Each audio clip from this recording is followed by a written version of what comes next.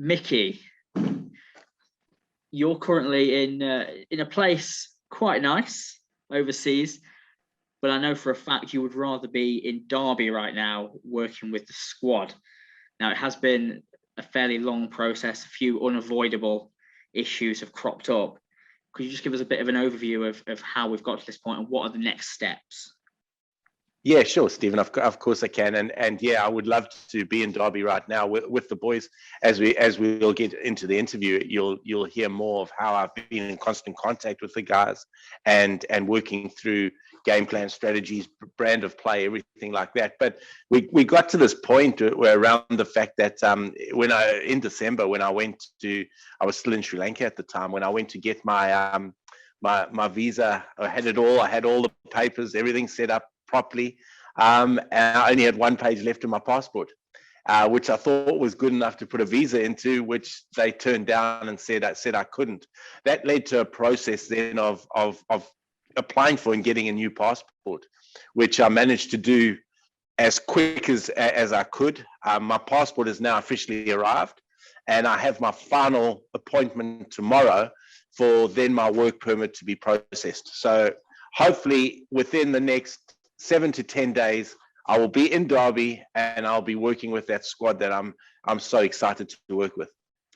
Yeah, just on that, you mentioned that you've been in constant communication with the boys. I mean, I've been around training. I've seen how intense it already is. I mean, how much have you enjoyed that relationship with the coaches and the players already, despite not being here? Firstly, let me say that the staff has been wonderful. Ajmal Shazad, Malloy, Chris Hartson, and James Bell, our new S&C, have been excellent, and they've impacted the squad exactly the way I want it to be done. We've been in constant dialogue daily. We've gone through the training sessions. We've planned the training sessions together. So it's been a pretty much full-on, hands-on operation, albeit from afar. I've chatted individually to every one of the players. They know exactly where they stand. They know exactly what roles I have for them, which will become more apparent once I see them in the flesh, training and playing. So I feel I've done as much as I possibly can, being away from the group, and just really keen now to taking proper control of it and getting cracking. We talk about standards. The standards we setting ourselves are standards at international level. We're not setting standards for county cricket. We're setting standards for international cricket because we want to produce a few players for England. And there are a couple of spots that are available now. And it's only going to take one or two of our players early season to make some serious, put some serious results together. And these guys have an opportunity. There are going to be places, and then also with the standards comes good habits, comes a really good work ethic. It comes a lot of sets of non-negotiables around fitness standards and fitness levels. And once we have all that in place, the players then train the intensity required, and that is exactly my expectation of them, and it's happening at the moment. And what kind of feedback have you been getting then from the coaches kind of day to day on the sessions? The feedback's been excellent. The coaches have properly stepped up as well. As I've said, they've been brilliant. The sessions have been very good. I've seen some of the sessions on video. I've seen how the guys are going about their work. I've got Chris Harton to take some video footage for me. So every day I'm watching what they're doing at training anyway. And then we're meeting, debriefing afterwards, and talking about it again as coaches and as support staff. Again, I'll be that from a distance. So yeah, everything is under control, and hopefully, as I say, within the next 7 to 10 days, I'll be in Derby and we will be cracking on at the standards required of an international cricket team. Yeah, I mean, you've talked already, I mean, from the first time we spoke about how fielding and fitness are your kind of priorities, they're your non-negotiables. How much work will you be putting into that when you're here prior to the start of the season? A lot of work. The fitness standards have improved. The results are getting better and better. Skin folds have dropped considerably from where they were from when I came in. and fitness standards and fitness levels have gone up, which is great to see because it shows a real buy-in from the players. They really want to be the best they can be, and that's all I ask of them. I have, as I say, watched video. I watched a little bit of video footage yesterday of them training at Loughborough. The training was intense. The training was good. So I'm really happy with the shift, both from a physical point of view and from a mental point of view that these guys are making. The guys have all been excellent in terms of my one-on-one communication with them. They've all bought into exactly the route that we want to go as a professional cricket team, and they're really excited for the challenges and the opportunities that may bring for them down the line. Yeah, I was actually at that session on Wednesday. You said you'd seen video of yesterday. And one thing that really struck me was also how high the morale of the team is. Now, after a season that they had last year, it could have so easily gone the other way. They could have been, quite hard to pick back up. But how good is it for you to see that they're already in that good headspace, ready for when you arrive?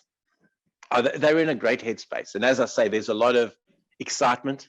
There's a lot of anticipation as to what we as a collective can achieve.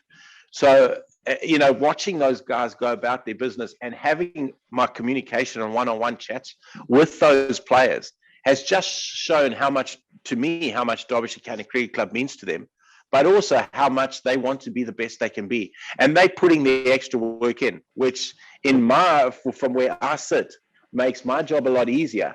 But again, those are the non-negotiables that I have and I'm going to bring into the setup. Yeah. We'll move on now to recruitment. Of course, you're already looking at the team you currently have, but I know you have looked at potentially bringing a couple of players in. We've already seen Sean Masood come in. He actually begins his PSL campaign today as we speak. He does. And I know obviously you can't give me names, but you've been talking, and where are we at with potential recruitment? Yeah, we're a long way down the way. I've had a lot of good communication with the cricket committee, a lot of good communication with Ryan Duckett, our CEO. I've very much given a vision, given very much a direction and brand that we want to play, and I'm building a team around what we have at the moment and what I feel is lacking. I'm hoping that very shortly, within the next week or so, we'll have some news on a quality quick bowler that will be joining us overseas. And then the thing around the vitality is we looking at possible opportunities to get players in. There's a lot of cricket being played over that particular time, so it might be quite hard to get.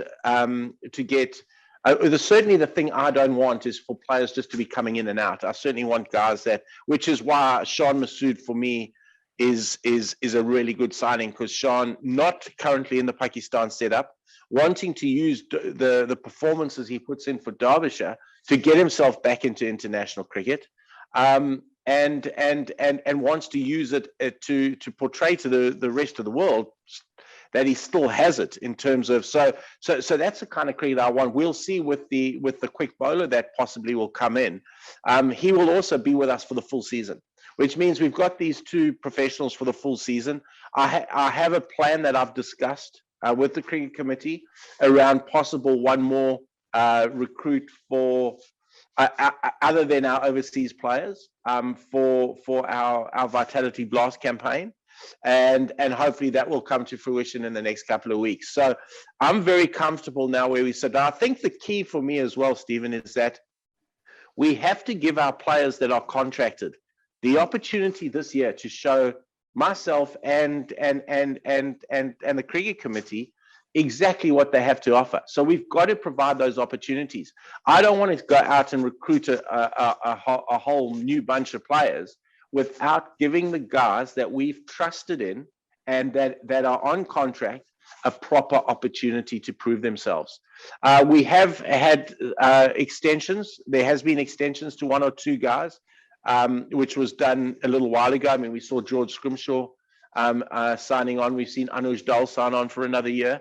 There will be possibly a couple of extensions to a couple more players when when I'm officially on board. But I first want to see those guys in the flesh. I want to get to know them as people. I want to get to know them as their character. And I want to see what they can bring to the side, because that's ultimately going to determine who we sign. Because I want a team of characters. You sign characters first, and you build a brand around them. Because those are the people that make good teams. So I need to get to know the boys first before we can make proper decisions around contract extensions for the rest of the squad. And ultimately, that comes down to performance as well. Yeah, and one other aspect, I suppose, that's quite important in terms of bringing players in is the academy. Now, I spoke to Darren Smith the other week, and he said the conversations he'd had with you around second team cricket and the opportunities academy players will get there is quite important to you.